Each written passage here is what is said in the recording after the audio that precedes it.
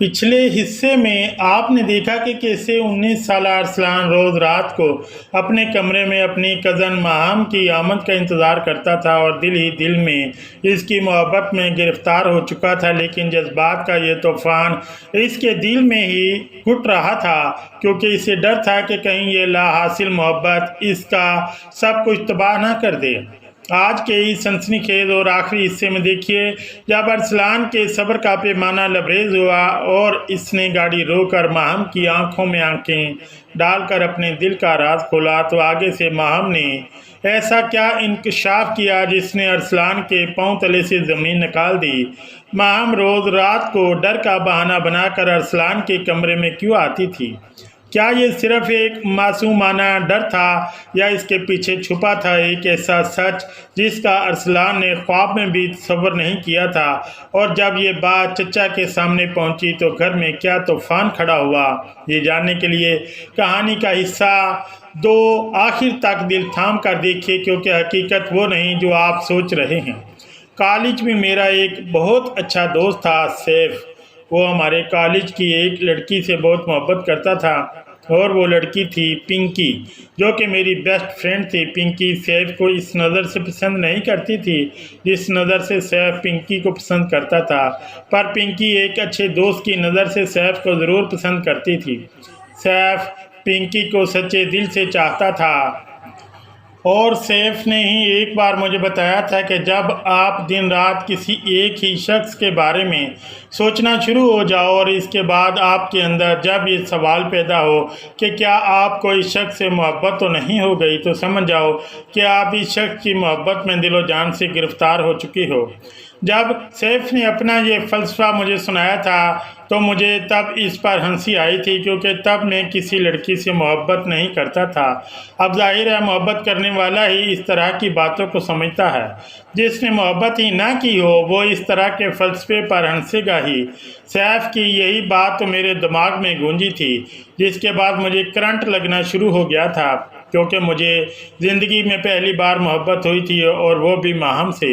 میں نے بے دلی سے ناشتہ ختم کیا اور ماہم کو اٹھنے کو بولا، اور ماہم اور میں کار میں آ کر بیٹھ کے ماہم کو ان کے میڈیکل کالج اتارا، اور جب تک ماہم گیٹ کے اندر جا کر میری نظروں سے اوجھل نہ ہوئی میں بے بسی کے عالم میں ماہم کو دیکھتا رہا۔ میری بے بسی اور میری بھیگی آنکھیں ماہم کے ساتھ میری لا حاصل محبت کا اعلان کر چکی تھی، پر ماہم میرے ان جذبات سے بے خبر تھی۔ اسے پتہ ہی نہیں تھا کہ میں 2 ہی دنوں میں اس سے کتنا ٹوٹ کے محبت کرنا شروع ہو گیا ہوں۔ کیسے ماہم کو کہوں کہ میں ان سے محبت کرتا ہوں؟ سوالوں کی جنگ ایسے ہی میرے اندر چلتی رہی اور میں اپنے کالج پہنچ گیا۔ آج پنکی بھی کہیں نظر نہیں آ رہی تھی۔ میں نے بھی اسے ٹیکسٹ کر کے نہیں پوچھا کہ وہ کہاں ہے، کیونکہ میں اکیلا رہنا چاہتا تھا۔ کالج سے فارغ ہونے کے بعد میں ماہم کو پک کرنے ان کے کالج کی طرف جا رہا تھا کہ ماہم کا میسج آیا کہ ارسلان ابھی مت آنا، میں فنکشن کی وجہ سے لیٹ ہوں۔ جب پک کرنے بلانا ہوا میں میسج کر دوں گی۔ میں پھر وہیں سے گھر کی جانب چل پڑا۔ گھر پہنچ کر چچی سے ملا اور چچی نے ماہم کا پوچھا تو انہیں بتایا کہ ماہم لیٹ فارغ ہوگی فنکشن کی وجہ سے۔ میں اپنے روم میں آیا اور فریش ہونے کے بعد کھانا کھانے نیچے آ گیا۔ چچی میرے پاس ہی بیٹھ گئیں۔ کھانے کے دوران اچانک میں نے چچی سے سوال کیا کہ چچی، آپ کی اور چچا کی شادی پسند کی تھی یا ارینج؟ چچی ہنس پڑی اور کہا کہ تمہیں آج یہ بات کیسے یاد آئی؟ میں نے کہا ویسے ہی چچی، اب بتائیں نا جو پوچھا ہے۔ تو چچی نے کہا کہ ویسے تو تمہارے چچا میرے فرسٹ کزن ہیں، پر وہ مجھے بہت چھوٹی عمر سے ہی پسند کرتے تھے اور یہ پسند آہستہ آہستہ محبت میں بدل گئی، اور ایک دن تمہارے چچا نے اپنی محبت کا اظہار بھی مجھ سے کر دیا۔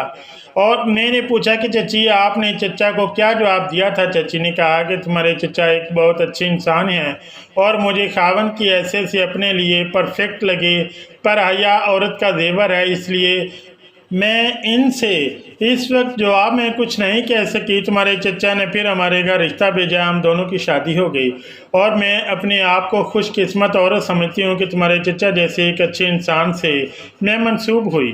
میں کھانا کھا کر اوپر روم میں آ گیا اور لیپ ٹاپ پر سانگ سننے لگا اور سوچنے لگا کہ میں بھی مام سے اپنی محبت کا اظہار کر دوں۔ آج تو اپنے روٹین کے مطابق نیند بھی نہیں آ رہی تھی۔ مجھے سچ ہی سنا تھا کہ محبت میں بھوک بھی کم لگتی ہے اور نیند بھی کم آتی ہے۔ ایسے ہی ٹام سانگ سنتے گزرتا گیا اور ماہم کا میسیج آ گیا کہ مجھے پک کرنے آ جاؤ۔ میں اٹھا اور کار لے کر ماہم کے کالج کی طرف چل پڑا۔ وہاں پہنچ کر ماہم کو میسیج کیا کہ باہر آ جائے تو تھوڑی دیر میں ماہم گیٹ سے سامنے ہوئی اور کار کی طرف بڑھی، پر ان کے ساتھ 2 لڑکیاں اور تھیں، جن میں سے ایک میری فرینڈ پنکی اور دوسری کو آج میں پہلی بار دیکھ رہا تھا۔ کار میں نے سائڈ پر پارک کیا اور باہر نکل آیا۔ ماہم اور اس لڑکی کو سلام کر کے پنکی سے پوچھا کہ وہ یہاں کیسے؟ تو پنکی نے بتایا کہ ساتھ میں اس کی کزن ہے جس کا ابھی یہاں پر ایڈمیشن ہوا ہے کالج کے فنکشن پہ۔ اس نے آج مجھے بھی انوائٹ کیا تھا کہ آؤ تھوڑا مزہ ہو جائے گا۔ پنکی سے میں نے پوچھا کہ آؤ آپ لوگوں کو میں ڈراپ کر دوں، تو اس نے کہا کہ نہیں ہماری کار آنے والی ہے تم جاؤ۔ میں پنکی اور اس کی کزن کو بائی بولتا ہوا کار میں آ گیا اور ماہم بھی انہیں بائی کہتی ہوئی کار میں بیٹھ گئی۔ ماہم کار میں کیا آ کر بیٹھی مانو کہ جیسے کار میں بہار ہو گئی ہو۔ میرے ارد گرد جیسے پھول کھلنے لگے اور میرا دل چپکے سے مسکرا اٹھا۔ ماہم سے میں نے آج کے فنکشن کے بارے میں پوچھا اور ماہم مجھے فنکشن کے بارے میں بتانے لگی۔ میری زندگی میرا سب کچھ مجھ سے کچھ ہی انچ کے فاصلے پر بیٹھی تھی۔ آج ماہم کے ساتھ کار میں بیٹھ کر جو سفر میں کر رہا تھا، دل چاہ رہا تھا کہ یہ سفر کبھی ختم نہ ہو، اور دل یہ بھی چاہ رہا تھا کہ میں کار کسی ایسے روڈ پر لے جاؤں جو کبھی نہ ختم ہونے والی روڈ ہو۔ پر یہ سب خواہشیں ایسی تھی جنہیں سوچ کے میں اپنے دل کو کچھ پل کا سکون ہی دے سکتا تھا۔ حقیقت وہی تھی کہ جو میں چاہتا تھا وہ ناممکن اور لا حاصل تھا۔ کچھ ہی دیر بعد ہم گھر پہنچ گئے اور ہم گھر کے اندر انٹر ہوئے تو ماہم چاچی سے ملنے ان کے روم میں چلی گئی اور میں اپنے روم میں آ گیا۔ آج میرا اپنے دوستوں کی طرف جانے کا بھی کوئی دل نہیں کر رہا تھا اور میری یہ کیفیت تھی کہ میں بس تنہا رہنا چاہتا تھا، اور اگر میری تنہائی کو ختم کرنے کا اختیار کسی کو اب تھا تو وہ ماہم تھی۔ رات کو جب کھانے کا ٹائم ہوا تو میں کھانے کے لیے نیچے گیا اور سب کو سلام کر کے کھانا کھانے بیٹھ گیا۔ خیر کھانا ختم کیا اور میں روم میں آ گیا۔ تھوڑی دیر بعد روم کے ڈور پر دستک ہوئی اور میں نے ڈور کھولا تو سامنے ماہم کھڑی تھی اور ماہم نے کہا کہ ارسلان میں نے ابھی اسٹڈی کرنی ہے، میں اسٹڈی کر کے تمہارے پاس آؤں گی۔ ماہم کی یہ بات سنتے ہی میرا دل زور زور سے دھڑکنا شروع ہو گیا اور بڑی مشکل سے میری زبان سے یہ لفظ ادا ہوئے، جی ماہم۔ پھر ماہم اپنے روم میں چلے گئی اور میں ڈور بند کر کے اپنے بیڈ پر آ گر گیا۔ آخر وہ وقت آ گیا اور میرے روم کے ڈور پر دستک ہوئی تو میں اٹھا اور ڈور کھولا تو سامنے توقع کے مطابق ماہم کھڑی تھی۔ ماہم نے مسکرا کر کہا کہ ارسلان آج ڈور پر ہی کھڑا رکھنا ہے یا اندر بلاؤ گے؟ میں نے بہت مشکل سے ماہم کی اس بات پر اسمائل کی اور ایک سائڈ پر ہو گیا اور ماہم کو اندر آنے کا راستہ دیا۔ ماہم روم کے اندر داخل ہوئی اور بیڈ کی طرف بڑھی اور بیڈ پر بیٹھ گئی۔ میں ماہم سے بہت دیر سے باتیں کرنا چاہتا تھا پر ماہم نے زیادہ دیر مجھ سے بات نہیں کی اور مجھے کہا کہ ارسلان تم اب اسٹڈی کرو اور میں سونے لگی ہوں۔ میں نے خاموشی سے لائٹ آف کر کے ٹیبل لیمپ آن کیا اور بک کھول لی اور ماہم تھوڑی دیر میں سو گئی۔ میں نے ماہم کو سوتے ہی بک بند کی اور کروٹ بدل کر ماہم کی طرف منہ کر لیا اور ماہم کے چہرے کو دیکھنا شروع ہو گیا۔ ماہم بہت خوبصورت لگ رہی تھی اور مجھے کچھ خبر نہیں رہی کہ میں ایسے کتنی دیر اپنی محبت کا دیدار کرتا رہا۔ ماہم کی معصومیت اور چہرے کی دلکشی مجھے ایک عجیب ہی دنیا میں لے جاتی تھی۔ اندھیرے کمرے میں ٹیبل لیمپ کی مدھم روشنی جب اس کے گہرے سیاہ بالوں اور مسکراتے ہوئے نرم و نازک چہرے پر پڑی تو میرا دل زور زور سے دھڑکنے لگا۔ میں نے دل ہی دل میں فیصلہ کر لیا تھا کہ اپنے اس سچے جذبے کو یوں گھٹن میں نہیں رکھوں گا، چاہے نتیجہ کچھ بھی ہو۔ اگلے کچھ دن یوں ہی گزرتے رہے۔ ماہم ہر رات ڈر کے میرے کمرے میں آ جاتی اور میں اس کے سکون کے لیے جاگتا رہتا۔ اس کی نزدیکیوں نے مجھے ہمت دی۔ ایک شام جب ہم کالج سے واپس آ رہے تھے تو میں نے گاڑی ایک خاموش پارک کے قریب روک دی۔ ماہم نے حیرت سے مجھے پوچھا اور بولی ارسلان یہاں گاڑی کیوں روکی؟ خیریت تو ہے؟ میرا دل حلق میں اٹک رہا تھا، ہاتھ کپا رہے تھے۔ میں نے گاڑی کا انجن بند کیا، ماہم کی طرف رخ کیا اور اس کی آنکھوں میں آنکھیں ڈال کر کہا، ماہم میں تم سے کچھ ایسا کہنا چاہتا ہوں جو اگر آج نہ کہا تو شاید میری سانسیں گھٹنے لگے گی۔ ماہم نے مجھے سنجیدگی اور پیار سے دیکھا۔ ارسلان تم اتنے پریشان کیوں ہو؟ جو بھی بات ہے کھل کر کہو، تم تو میرے سب سے اچھے دوست ہو۔ میں نے ایک گہرا سانس لیا اور اس کے ملائم ہاتھوں کو اپنے ہاتھوں میں لے لیا۔ اس نے ہاتھ پیچھے نہیں کھینچا، بس خاموشی سے مجھے سنتی رہی۔ ماہم مجھے نہیں معلوم یہ کب اور کیسے ہوا، لیکن مجھے تم سے محبت ہو گئی ہے۔ وہ محبت نہیں جو چند دن کی ہو، بلکہ وہ پاک محبت اور انسان کو انسان سے ہمیشہ کے لیے جوڑ دیتی ہے۔ جب تم رات کو ڈر کر میرے پاس آتی ہو تو میرا دل چاہتا ہے کہ میں زندگی بھر تمہارا محافظ بن کر تمہارے ساتھ رہوں۔ میں تمہیں کھونے سے ڈرتا ہوں۔ میرا یہ کہنا تھا کہ کار میں مکمل خاموشی چھا گئی۔ ماہم نے دھیرے سے اپنے ہاتھ چہرے پر رکھ لیے اور اس کی پلکیں جھک گئی۔ کچھ لمحوں بعد جب اس نے اپنا چہرہ اٹھایا تو اس کی آنکھوں میں نمی تھی اور ہونٹوں پر ایک دلکش مسکراہٹ۔ اس نے ہولے سے کہا، ارسلان تم کتنے بدھو ہو۔ تم کیا سمجھتے ہو کہ میں سچ مچ روز خواب دیکھ کر ڈرتی تھی؟ میں حیرت سے اسے دیکھنے لگا۔ کیا مطلب؟ ماہم نے شرما کر نظریں جھکاتے ہوئے کہا، ارسلان مجھے اپنے کمرے میں کوئی ڈر نہیں لگتا تھا۔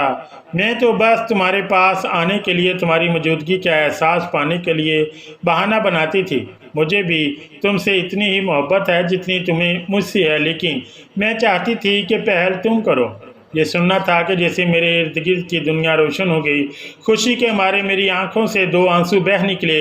ماہم نے آگے بڑھ کر میری آنکھوں کے آنسو اپنے نازک ہاتھوں سے صاف کیے اور ہم دونوں بے ساختہ مسکرا پڑے۔ گھر پہنچ کر ہم دونوں کے دلوں میں ایک نیا اعتماد اور خوشی تھی۔ اب ہم چوری چھپے ایک دوسرے کو محبت بھری نظروں سے دیکھتے۔ ایک دن چچا اور چچی ناشتے کے ٹیبل پر بیٹھے تھے کہ میں نے ہمت کی اور چچا کے قریب جا کر بیٹھ گیا۔ چچا جان مجھے آپ سے ایک بہت ضروری بات کرنی ہے۔ چچا نے اخبار نیچے کیا اور مجھے مسکرا کر دیکھا۔ ہاں ارسلان بیٹے کہو، کیا بات ہے؟ میں نے ماہم کی طرف دیکھا جو کچن کے دروازے پر کھڑی چوری چھپے سن رہی تھی اور اس کے چہرے پر خوف اور شرم کے ملے جلے تاثرات تھے۔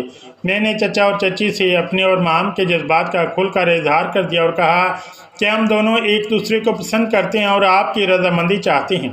کچھ لمحوں کی خاموشی کے بعد چچی کے چہرے پر ایک پیاری سی مسکراہٹ پھیل گئی اور چچا کھلکھلا کر ہنس پڑے۔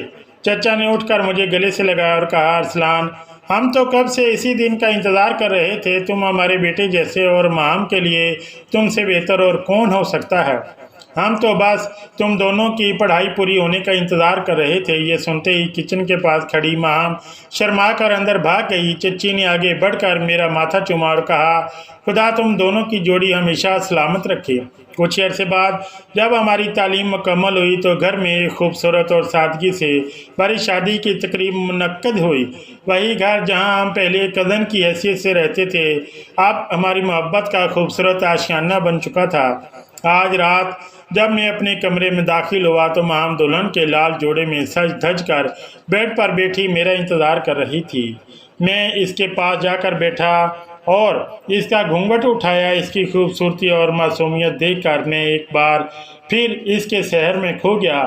میں نے اس کا ہاتھ پکڑ کر اپنے دل پر رکھا اور کہا، ماہم اب تمہیں کبھی ڈرنے کی ضرورت نہیں، کیونکہ اب ہم صرف رات کو نہیں بلکہ اپنی پوری زندگی ایک ساتھ ایک ہی کمرے میں اور ایک ہی دل کے ساتھ گزاریں گے۔ ماہم نے مسکرا کر اپنا سر میرے کندھے پر رکھ دیا اور ہولے سے بولی، ارسلان تم میری زندگی کا وہ خوبصورت خواب ہو جو سچ ہو گیا، اور یوں ہماری محبت کا یہ سفر جو ایک دستک سے شروع ہوا تھا ہمیشہ کے لیے خوبصورت اور پاکیزہ بندھن میں بدل گیا۔